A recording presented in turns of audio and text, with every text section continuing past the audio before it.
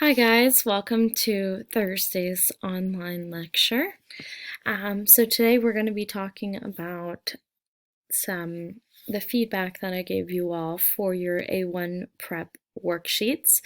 And I'll have you sort of just think about how you can act on that feedback and make changes accordingly. Then we'll also go over the genre conventions of a reflective response. So just to go over what's expected of you for that assignment. And then we'll take a look at another student example and we'll look at the structure and organization, how you can maximize the efficiency of those so that it meets genre conventions. And then we'll connect that to the A1 rubric that you all have. And then we'll go over homework. So in your notebooks, I want you to answer the following questions, and I want you to do this after you pull up the feedback that I've given you for your A1 prep worksheet and read over it. So the first question is, identify two specific pieces of feedback that you've received. Then choose one and explain how you'll apply this when drafting your essay. What specific actions will you take? And what questions do you still have after reading this feedback? How will you go about answering these questions? So generally, I just want you to reflect on how you can apply the feedback that you've received to your A1 summaries. And take a few minutes in your own notebooks to think about that. Next, I want us to take a look at the rhetorical triangle. This is something that we've talked about a bit in class now, but the general thing that I want you to take from this is that all of these elements are interconnected. So, there's the author who is writing the text, there's the text itself, which has a purpose and a designated audience and is surrounded by a context, which in this case is the time and age that we're writing this, what the issue is concerning, and who it's being written for, and how these people already perceive this issue. So these are all things that we want to think about when we're looking at any given text. So for genre conventions, what this means is the specific standard for a certain type of text. Each text form has a different subset of elements that classify it into a specific genre. So an example would be that the genre of a tweet has key features like it's short, it's capped at 280 characters, it uses the @ symbol as a way of indicating a username, and it can tag people using that @ symbol. It can use hashtags to link the tweet with other tweets on the same topics. You get the point. So just like a tweet has its own genre conventions, so does a summary and a reflective response essay, which is what you'll be writing for your first major assignment in this class. So what are the genre conventions of a reflective response? This is something that I want you to think about in your own notebooks, or wherever you take notes. Make a list of elements that make up this genre. And a tip is that most of these genre conventions are listed in your A1 requirements worksheet. So make sure to take a close look at that. Now, when you pull up your strong student example, I want you to take 5 to 7 minutes to annotate this example. And I want you to make sure that you're labeling the genre conventions and assignment requirements as you go. So an example is, since one of the genre conventions of A1 is that the summary includes the publication information, like the title, the author, the publication title and date, these are all things that you should label or mark when you're looking at that student example. And make sure that you're closely considering what the author is trying to do with each and every sentence that they write. And then decide what grade you would give the student and explain your reasoning to justify that decision.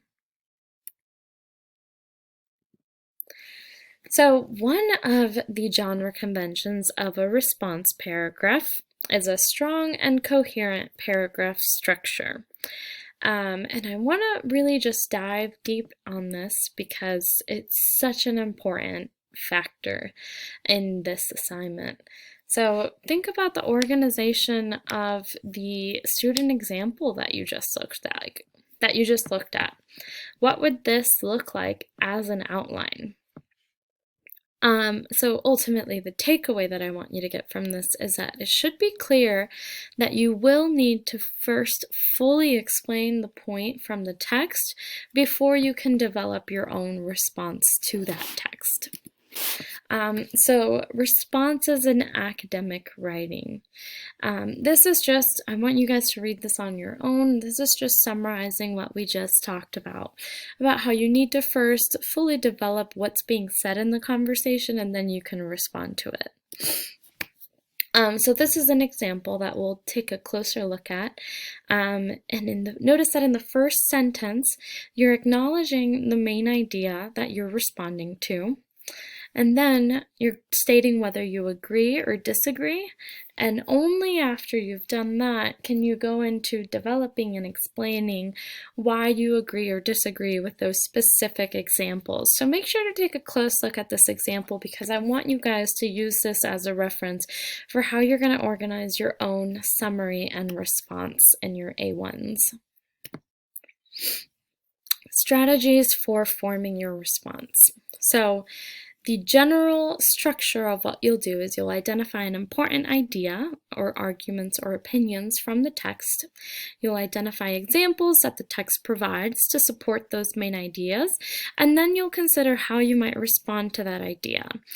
So brainstorm personal experiences that connect to why you agree or disagree or appreciate those main ideas, and then explain in your essay how your personal experiences have shaped your response to the author's ideas. And just a note that you can't respond or agree or disagree to facts. If it's a fact, it's a fact, so don't get into that. Another thing that is going to be really helpful with the paragraph structure is this sort of map that's outlined here. So your paragraphs should look like this. It should start with a topic sentence that paraphrases the main idea you want to talk about. Then the reason that this idea is so important to the speech, or so important to understand for context for the quote, and then give evidence, so a direct quote from the text, and then provide your response. So whether you agree or disagree with this, what you see in this quote that you want your readers to see, and how do you respond to the ideas as a whole? What experiences in your life have made you feel this way? And then you'll have to end it with a concluding sentence that wraps it all up. So how do we connect this to the rubric that I have provided for all of you? Well, if you haven't done so already, I do want you to take a very close look at that rubric, because this is how I'll be grading your first assignments. This is what I use to grade them. So the skills at the top of the rubrics are the ones associated with the higher level concerns, meaning that if those skills aren't in place, you will lose more points for not having them. And the ones towards the bottom, they're associated with the lower end of the hierarchy. So what that means is that if you spelled something wrong, or, made one of those lower concern errors, I won't be taking away as many points from your overall grade. Now, a lot of the skills discussed and identified in the strong student example we just looked at are reflected on this rubric. So take a really close look at that. The student from the strong example did a really good job, and I want you to just sort of imitate that in your own, but make it your own. And please do come with me to any questions that you have about this rubric, and I'd be happy to answer those. So for homework, I want you guys to read Responding to Other Students by Richard Straub in your Healthy State reader. I also want you to read Shitty First Drafts by Anne Lamott. And then print and read the sample student paper. It's a mid-level for Tuesday's class. And consider this as a student's first draft. She's your classmate, your friend, and you're assigned to offer her feedback for your first peer review. As you read, I want you to consider the assignment requirements and what you think is going well or needs improvement based on those requirements. So highlight one thing that's going well with this paper, something you liked, something you were impressed by, or you think is meeting the expectations of the assignment nicely, and then highlight one thing that you think may need improvement. You don't need to write feedback. We'll work on this together in class. Just make sure that you have this fresh on your mind by the time we come to class again on Tuesday. And then lastly, I want you to continue writing your draft of your A1 reflective response essay. In order to prepare for Thursday's peer review workshop, which is a week away, we'll talk more about this in class on Tuesday, but you'll definitely want to have a completed draft done by Thursday for peer review. But right now it's important for you to know that that deadline is coming up quickly. So make sure that you are working on that. Please, again, email me if you have any questions or concerns about any of this, and I hope you all have a wonderful weekend.